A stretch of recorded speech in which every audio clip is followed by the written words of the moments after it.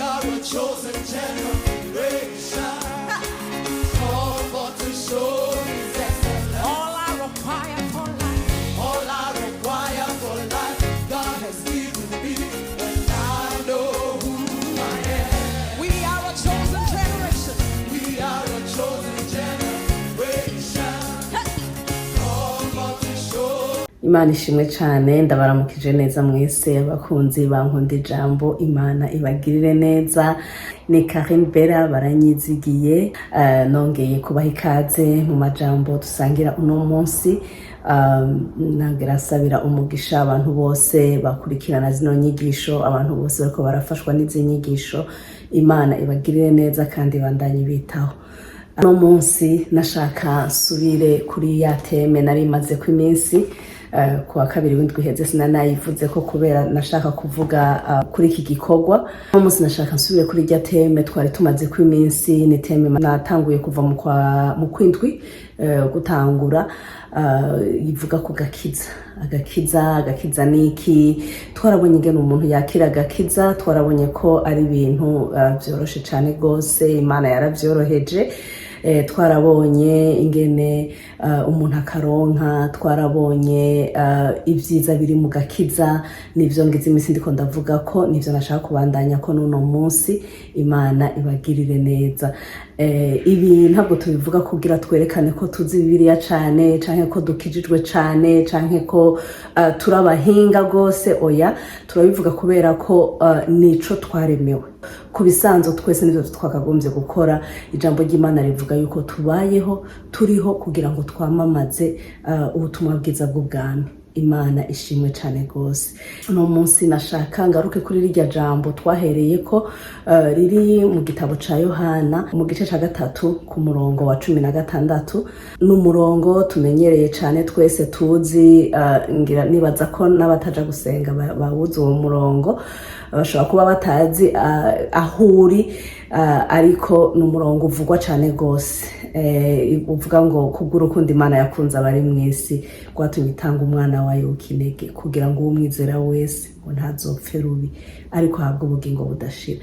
Uyu murongo nashaka kugaruka ko kubera ko niwo rufatiro rw'inyigisho z'uno munsi. Nashaka kuvuga kuri ako gahereza havuga ngo ntazopfe urupfu rubi ariko ahabwe ubugingo budashira. Imana ishimwe cyane. Uno munsi rero nashaka kuvuga ku bugingo budashira turonkera muri Kristo Yesu. Imana ishimwe cyane. Ku bugingo budashira turonkera mu kwakira umwami Yesu. Ijambo ry'Imana riravuga ngo ntazopfa urupfu rubi ariko ahabwe ubugingo budashira. Urupfu rubi Imana ivuga muri iri jambo ry'Imana twabibonye bitangura bivuga ngo kugira uwumwizera wese ntazopfa urupfu rubi. Ni kuvuga urupfu rubi rukutizera umwami Yesu. Imana idufashe. Nigo rupfu rubi, kutizera umwami Yesu. Ntabwo ari amajambo yiwanje ariko biri mu ijambo ry'Imana. Avuga ngo uwumwizera wese ngo ntazopfa urupfu rubi ariko ahabwe ubugingo budashira. Ubugingo budashira mbega niki? Turabizi inyuma y'urupfu, inyuma yo kuva muri uyu mubiri turimo hariho ubundi buzima. Ivyo onye nama nabivuze kandi niko biri. Hariho ubundi buzima, ariko ubwo buzima bw'inyuma y'urupfu ni wewe ubuhitamo, ni wewe ubucira inzira, ni wewe uhitamwo iyo uzoja inyuma y'urupfu. Ntawe ubikuronderera utakiriho, ni wewe uvyironderera, ni wewe ubikorera. Imana idufashe cyane. Ijambo ry'Imana rikaca ritubwira ngo kugira ronka ubugingo budashira, bisigura ngo kwa gupfa rubi bikugwaho no kwizera umwami Yesu, hanyuma tukabironkamwo ubugingo budashira. Imana ishimwe cyane. Yesu ariko arasezera abigishwa biwe, bariko barasangira irya nyuma agira aje kubambwa ku musaraba kubw'ivyaha vyacu. Yariko arasangira n'abigishwa biwe, ariko arababwira mu migani ko agira agende, babaye confused, batavyumva, batumva ivyo ariko arababwira. Vyari vyabacanze niko novuga. Hanyuma Yesu arababwira ngo nimuhagarike imitima, ngo mwizere data ngo nanje munyizere. Arabwira ngo imuhira kwa data ngo hari amazu menshi, ngo ariko iyaba ngo atariho ngo mba ndabibabwiye, ngo ngiye kubategurira ngo kugira ngo kubera nzogaruka kubajana ngo kugira ngo aho ndi abariho muba. Imana ishimwe. Ayo n'amajambo Yesu ariko arabwira abigishwa biwe kugira ngo abakomeze, abatera intege, ababwire ko inyuma y'ubu buzima bazosubira bakamubona, bazosubira bakabana nawe. Imana ishimwe. Arabwira ngo nzuza kubatora ngo hanyuma ngo aho ndi abariho muba. Hanyuma arongera aravuga ngo ni jewe nzira ukuri n'ubugingo, ngo ntawe uja kwa data atanciyeko. Imana ishimwe. Aya n'amajambo nkunda cyane, ndakunze kubivuga. Yesu yaravuze ko ari we bugingo, yaravuze ko atawuca kwa data atamuciyeko. Aya n'amajambo tubona mu gitabo ca Yohana mu gice ca 14, urashobora kuyasoma. N'amajambo aryoshe cyane avuga Yesu ariko arababwira ivy'ubwo buzima bundi, ibyaho handi tuzoja kuba inyuma y'ubu buzima. Imana ishimwe.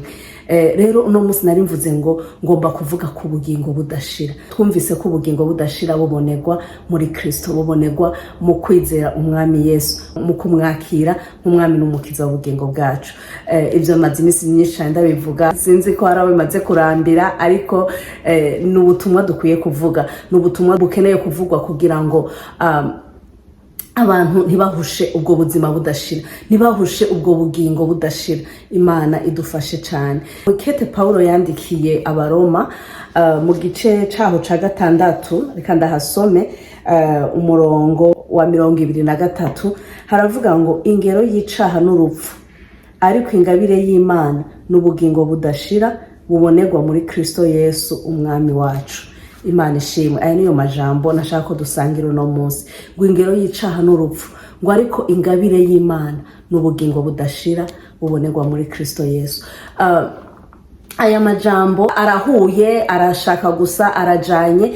Nage nari mbereye ko kuvuga yo mu gitabo ca Yohana mu gice ca 3:16, ngo ingero y'icaha n'urupfu. Muri uyu murongo turumvamo ibintu bitatu bikomeye cyane. Turumvamo urupfu ruzanwa n'icaha, tukumvamo ingabire y'Imana ariyo bugingo budashira, tukumvamo n'ingene ubwo bugingo budashira buboneka ko ari muri Kristo Yesu. Icaha ingene caje mu isi twarabibonye, ingene Imana ikirema Adamu na Eva, mu mugambi wayo nta rupfu rwari rurimo. Mu mugambi wayo yari yabaremye, ibaremeye, irabaremera n'itongo babamwo, irababwira ko ari ryo bazorondokeramwo, irababwira ko bashobora kurya ivyeze muri iryo tongo vyose uko bashaka, irababwira ko bazorya ku vyeze, ku bikoko, irabaha ubuzima buryoshe. Hanyuma mugabo irabashingira karimbi. Imana yamidushingira karimbi. Iradushingira karimbi kubera ko ntikeneye ko tuba nkayo. Ni Imana, twe turabana bayo. Irabashingira karimbi, irabereka igiti, irabwira ngo ivyeze kuri ico ntimuzobijyeko. Irabwira ko batazogikorako, igiti cerekana ikibi n'iciza. Irababwira ko batazogikorako. Irababwira ngo nimwakijya muzopfa nta kabuza. Ni kuvuga nimwakora ico caha co kugarariza Imana, kuko iyo ukoze icaha, iyo ukoze ivy'Imana idashaka, ivyo yakubujije, ivyo tubuza mu ijambo ryayo, ibiri kubiri n'ivyagezwe vyayo, tuba tuyigararije, tuba tugiye kubiri nayo. Rero Imana irababwira ngo nimwajya kuri kijya giti ntimuzoreka gupfa. Uko ni ku rupfu rwaje. Ariko Imana ntiyaciye ibiciraho onye, yarabagiriye imbabazi, iranabafuka kubera ngo bamaze kujya kijya giti bacabona ko bari gusa, iranabafuka, barabandanya kubaho, ariko icirahagarika bya bwa buzima bworoshe yari yabahaye, irabikuraho. Hama rero mu nyuma ugiye gusoma ni mu gitabo c'Itanguriro, ucubona ingene ivyaha vyagiye biba vyinshi mu isi, ingene vyagiye bigwira. Higeze kubaho n'igihe Imana irimbura isi yose, irakuraho, irafuta isi, hasigara Nowa n'umuryango wiwe gusa, kubera ko yari yababaye cane. Imana iragera igihe rero kubera kubabara cane, iranavuga yuko igabanije n'imyaka yo kubaho y'umwana w'umuntu. Naratangaye cane mbonye ingene badutanguriye, ingene babaho imyaka myinshi. Nabonye Adamu yabaye imyaka 930, bano wabaye imyaka 950, babaye imyaka 100. Imana rero kubera kubabazwa n'ukuntu bagiye bayivako, bagiye bazana ivyaha mu isi, Imana iragabanya imyaka yo kubaho, irayigabanya, ivuga ko ata muntu azosubira kurenza imyaka 120. Nane ndiyumvira ingene twebwe ngahanye ubonye umuntu afise imyaka 120, 100 canke 90 na 80 na ingene ubona nyene ko umubiri uri kuramujana. Nca niyumvira abo bashika 190 na ingene bari bameze, n'ukuri n'ibitangaza vy'Imana. Ucubona ingene Imana ishoboye, ingene ikomeye. Ibi rero ngo vyaciye bizana urupfu, bizana kukatigwa imyaka yo kubaho, birahindura wa mugambi w'Imana yari ifise ku mwana w'umuntu. Urupfu ruzanwa n'icaha, ariko Imana ni nziza, Imana igira neza, yongeye kutugirira neza, yongeye kutugirira ubuntu, ngo iduha ingabire y'ubugingo, iduha Yesu Kristo kugira ngo umwizera ntapfe rubi. Imana itugirire neza. We mwene data utarakira umwami Yesu, we mwene data utarizera umwami Yesu, akakoba karyo kawe, koba karyo ko kumwizera, koba karyo ko kumwakira, koba karyo ko kwakira ubwo bugingo budashira. Imana ishimwe cyane. Satani rero numubeshi, Satani numubeshi, arabesha cyane. Hariho ukuntu yama ashaka kudushira muri confusion, hari ukuntu yama ashaka kudushira muri culpabilité, ukabuzi ko wihanye, Imana yakubabariye, wakijijwe, uri caremwe gisha, ku ijambo ry'Imana niko rivuga kubo bayicaremwe gisha. Ariko Satani akakugerageresha ibintu bituma wowe uguma uri muri culpability, uguma wumva umenga ibi ni kubera vyaha nakora, ibi ni kubera bimwe nagenderamwo. Oya, nagira nongere ndakubwire mwene data, warababariwe. Imana yarakubabariye.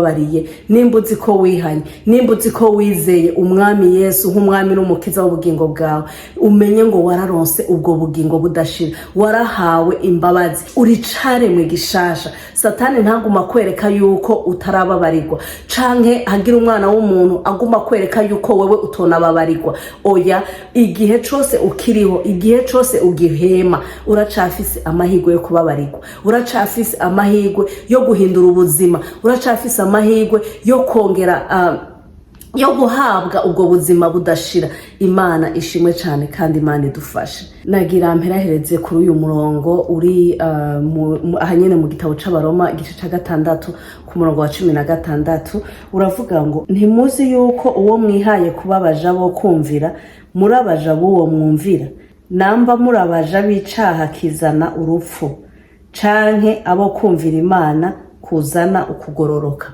Imana ishimwe cyane. Ijambo ry'Imana rivuze ngo ukora icaha urumuja w'icaha, ukora ivyo Imana ishaka navyo ugendera mu kugororoka. Mu yandi majambo ari kuvuga ngo nimba nkoze icaha nishize munsi y'ubwo butware bwa Satani, nishize munsi y'ubuja bw'icaha. Imana idufashe. Nimba naho ngendeye mu vyo kugororoka, nimba nkoze ivyo Imana ishaka, nimba nkoze ibihimbara Imana, nimba nirinze kuba kubiri n'ivyagezwe vy'Imana, ngendera mu kugororoka, Imana idushoboze cyane. Aya niyo majambo nashaka kurangiriza ko, nagira ndakubwire mwene data, nongere ndagutera intege, nongere ndakwibutse ko ubu n'ubugingo budashira turiko turavuga.